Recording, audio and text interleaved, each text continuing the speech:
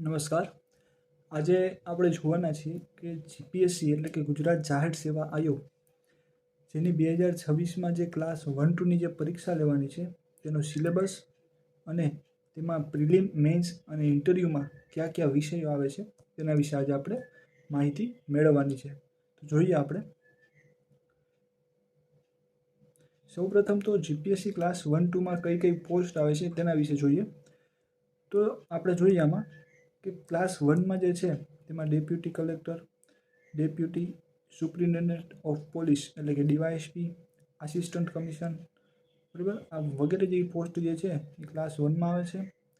Section officer, સચિવાલયના મામલતદાર જે છે એ બધા ક્લાસ 2માં આવે છે. તમે આ પોસ્ટ અહીં જોઈ શકો છો. આ ક્લાસ 1ની પોસ્ટ છે ને ક્લાસ 2ની પોસ્ટ છે.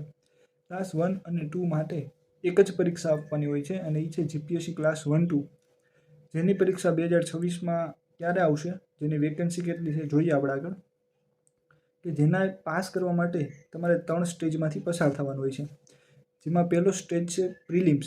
પ્રિલિમ્સ એક્ઝામ તમારે 200 માર્કની હોય છે કે જેમાં અલગ અલગ 8 વિષયો હોય છે, જેમાંથી પૂછાતું હોય છે. જે 8 વિષયો 200 માર્કની હોય છે, જે તમારે ખાલી ક્વોલિફાય કરવાની હોય છે.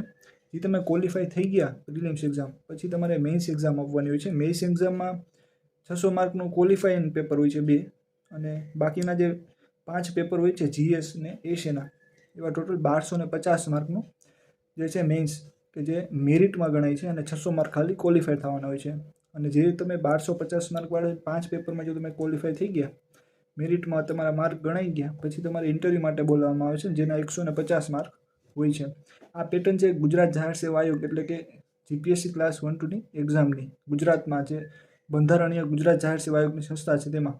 હવે આપણે જોઈએ કે પ્રિલિમ પરીક્ષા, કે પહેલી જે પરીક્ષા લેવાય છે પ્રિલિમ્સ, બરાબર, એની વાત કરીએ તો તેની અંદર તમને હિસ્ટ્રી, કલ્ચર, પોલિટી અને મેથ્સ રીઝનિંગ ઉપરાંત ઇકોનોમિક્સ, જિયોગ્રાફી, સાયન્સ ટેક અને કરંટ અફેર્સ, આવા ટોટલ 8 જે વિષયો છે તેમાંથી તમારે 200 માર્કનું પેપર આપવાનું હોય છે.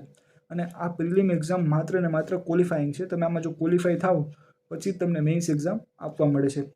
જોઈએ ને તો કે 2026ની અંદર જીપીએસસીની પ્રિલિમ્સ એક્ઝામ કે જે 7 તારીખે 6ઠો મહિનો અને 2026ના રોજ લેવાની સંભવિત તારીખ છે.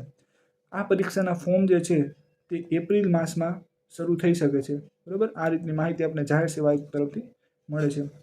પ્રિલિમ્સમાં તમારે ખાલી ક્વોલિફાય થવાનું હોય છે. હવે વાત કરીએ આપણે મેન્સની. મેન્સ એક્ઝામ આપણે જોઈએ ને તો કે 600 માર્ક ગુજરાતી અને ઇંગ્લિશ, બરાબર, જેમાંથી 25% માર્ક એટલે કે એક પેપરમાં તમારે 75 માર્ક લેવા ફરજિયાત છે. જો તમને આ બેને પેપરમાં 75 માર્ક અથવા તો તેનાથી ઉપર આવી શકે તો તમે આગળના જે આ પેપર છે એ તમારા ચેક થશે, બરાબર. એટલે આ જે છે એ મેરિટમાં ગણાતા નથી 600 માર્ક. અને હવે એના જે બાકીના 5 પેપર છે જેમાં એસે છે, GS1 છે, કે GS1 જે પેપર છે, બરાબર, એમની અંદર હિસ્ટ્રી, કલ્ચર અને જિયોગ્રાફી આવે છે. પછી GS2 છે જેમાં polity, Indian society, social justice એ બધા વિષય આવે છે. પછી GS3 છે જેમાં ઇકોનોમી, એન્વાયરમેન્ટ અને સાયન્સ, અને GS4 ઇથિક્સ, કેસ સ્ટડી, બરાબર, 200 માર્કની જે પૂછાય છે, અને 50 માર્કનું ડિસ્ક્રિપ્ટિવ.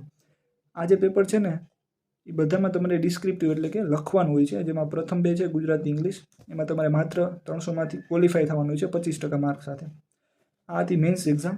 આ મેન્સ એક્ઝામ પણ તમારે ખૂબ મહત્ત્વની હોય છે, કેમ કે આ જે 1250 માર્ક છે એમાં તમારું મેરિટમાં નામ જે છે, મેરિટમાં માર્ક ગણાય છે. અને ઓક્ટોબરમાં સંભવિત છે કે જે જૂનમાં ઓલી એક્ઝામ પૂરી થાય પ્રિલિમ પછી મેન્સની સંભાવના ઓક્ટોબર મહિનામાં લેવાની છે.